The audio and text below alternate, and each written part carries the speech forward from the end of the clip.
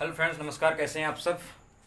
उम्मीद है आप लोग वीडियो का आनंद ले रहे होंगे और घर में स्वस्थ होंगे और मस्त होंगे। और तो चलिए, आप लोग इसी तरह हंसते खेलते रहिए और इसी तरह हंसते खेलते खेलते आप पढ़ाई का लुत्फ़ भी उठाइए। ठीक है? तो ज़्यादा टाइम न गंवाते हुए हम अपने नेक्स्ट लेक्चर को आगे बढ़ाते हैं। तो हम जहाँ पर कल समाप्त किए थे और आज जहाँ शुरू कर रहे हैं, वो हम कल समाजवादी कर चुके थे और आज हमें बताना है पंथ निरपेक्ष के बारे में। ठीक है? पंथ निरपेक्ष, सेकुलर, ये क्या है? भारत के जो भारत राज्य है उसकी प्रकृति के बारे में बता रहा है कि भारत कैसा राज्य है। भारत एक सेकुलर स्टेट है। ठीक है? दरअसल इसके बारे में थोड़ा सा हम विस्तार से जानेंगे और जहाँ तक है आज केवल इसी को ही पूरे लेक्चर में हम कवर करने का प्रयास करेंगे और प्रयास करेंगे कि जो है पूरा इसके विषय में हमारी समझ विकसित हो पाए। ठीक है? तो आइए, दरअसल इसको समझने से पहले हम पहले समझते हैं कंसेप्ट पंथ निरपेक्षता, और ये पंथ निरपेक्ष जो शब्द है ये कहाँ से है। ठीक है? चलिए शुरू करते हैं। देखिए, जो 1851 में क्या हुआ था, सन 1851 ईस्वी में सर्वप्रथम पाश्चात्य विद्वान जॉर्ज जैकब होलियोक एक पाश्चात्य विद्वान थे, जिन्होंने क्या किया था? पंथ निरपेक्षता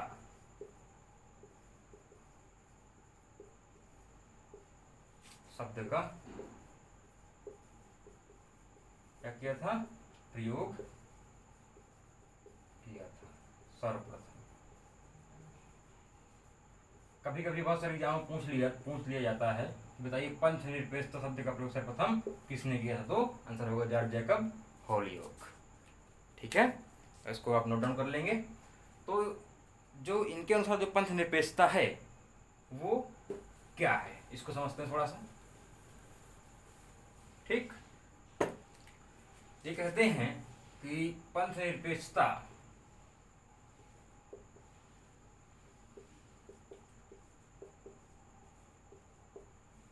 या धर्म निरपेक्षता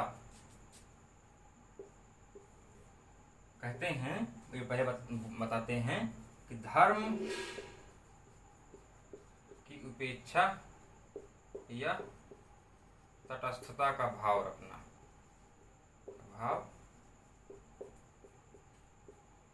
ठीक है? धर्म की उपेक्षा या तटस्थता का भाव रखना। ठीक? फिर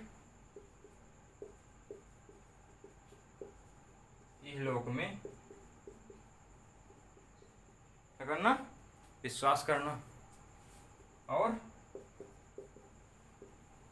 विज्ञान में आस्था रखना और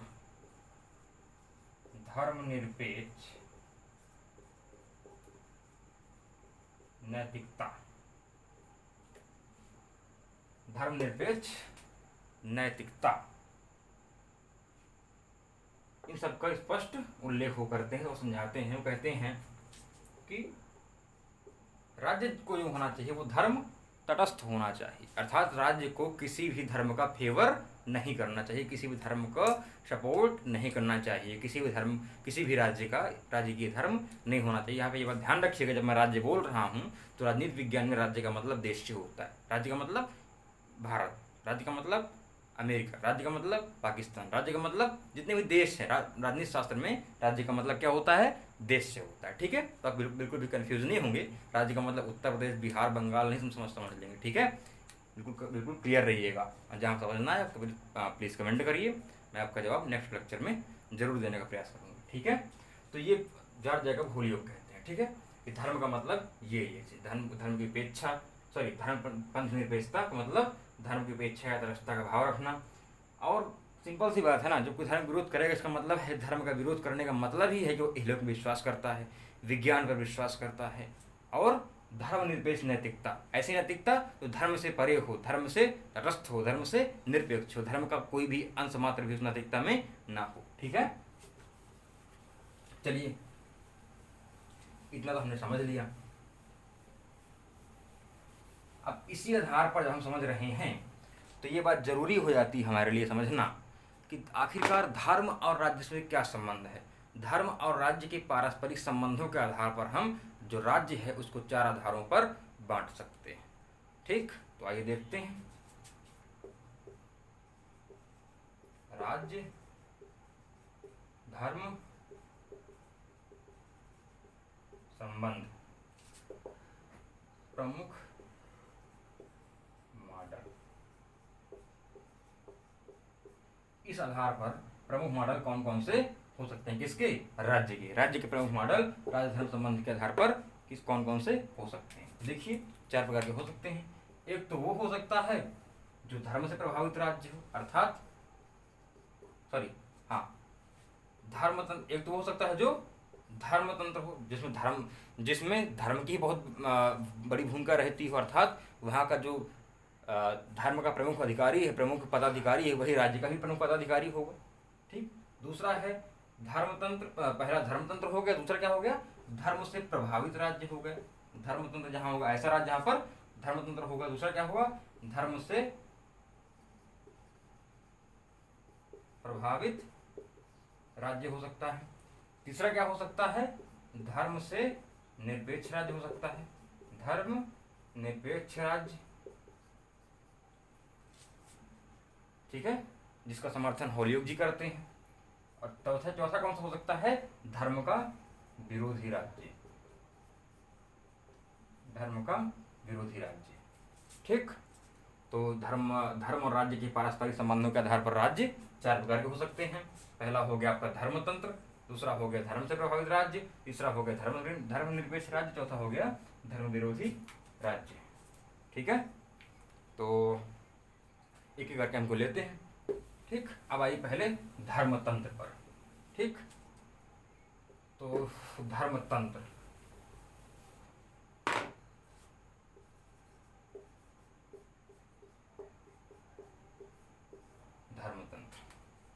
इसमें क्या होता है? इसकी विशेषता क्या है कि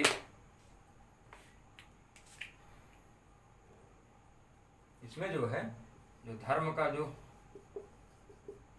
विशेष पदाधिकारी होता है, धर्म का प्रमुख जो होगा वो क्या होगा? राज्य का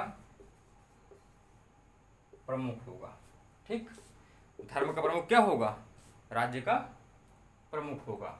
और यहाँ जो होगा मेन जो नियम कानून होंगे, तो नियम होंगे इक्वल टू धार्मिक नियम ही होंगे, है ना। गीता, कुरान, जो जैसा जिस देश में जैसा धार्मिक धर्म है, वहाँ उस धर्म के जो बड़े बड़े ग्रंथ हैं उनमें जो लिखा है वही उन देश के समानतः नियम और कानून होंगे। ठीक है, तो ये हो गया धर्मतंत्र के बारे में थोड़ा सा आउटलुक आपको दे दिया। अब आते हैं धर्म प्रभावित राज्य। और एक बार ध्यान, जैसे कि धर्मतंत्र के एग्जाम्पल रखना हो ध्यान। फॉर एग्जाम्पल के लिए आप ध्यान रखेंगे, धर्मतंत्र जैसे कि आपका हो गया ईरान धर्मतंत्र है। ठीक है, आपका तिब्बत धर्मतंत्र है। आपका वेटिकन सिटी बहुत छोटा शहर है ये, बहुत छोटा देश है ये वेटिकन सिटी। ठीक है, पूरे वर्ल्ड का। तो यहाँ क्या धर्मतंत्र है? यहाँ क्या है? धर्मतंत्र है। यहाँ क्या है? धर्मतंत्र है। हालांकि ईरान जो है अब इसकी स्वतंत्रता संदिग्ध है। ये एक अलग देश है भी या नहीं, इस पर प्रश्न चिन्ह है। हालांकि अभी वर्तमान में इसमें तिब्बत का अधिग्रहण है। ठीक है, चीन ने इस पर अधिकार किया हुआ है। ठीक है, तो ये कुछ एग्जाम्पल हो गए धर्मतंत्र के। अब हम आते हैं नेक्स्ट अपना धर्म प्रभावित राज्य। राइट, उम्मीद है आप लोग नोट करते और समझते चल रहे होंगे। जहाँ कभी दिक्कत हो तो आप वीडियो पॉज करिए, वहीं पर समझिए। एक बार समझ में ना, 2 बार देखिए, है आपके पास इतनी फैसिलिटी तो है ना। धर्मतंत्र हो गया। अब हो गया धर्म से प्रभावित राज्य।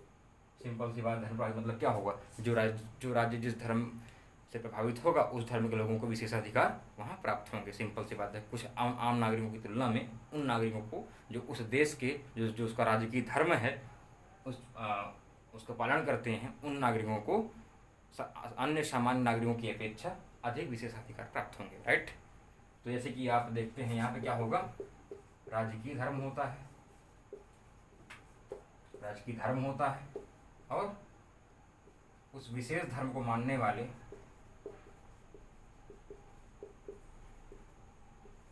उस विशेष धर्म के अनुयायियों को के अनुयायी मतलब मानने वाले,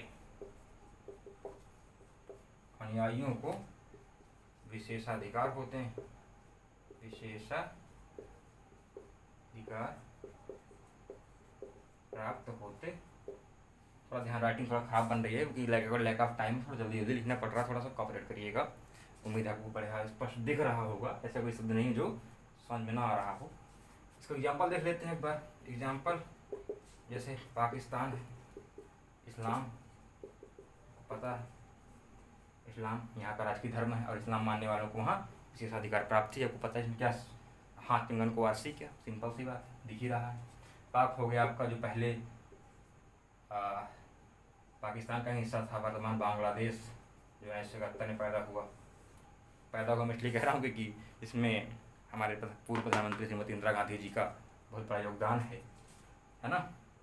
तो भारत ने एक तरह से भारत की कोख से जन्मा हुआ देश है, एक तरह से कह सकते हैं। ठीक है, तो ये हमारे बेटे के समान है, बांग्लादेश को हम संरक्षण देते हैं। भाई अब हाल ही में पीएम मोदी ने जो है बांग्लादेश को $500 बिलियन की आर्थिक सहायता दिया है। ठीक है, पाक जैसे हो गया क्या सब धर्म प्रभावित राज्य है।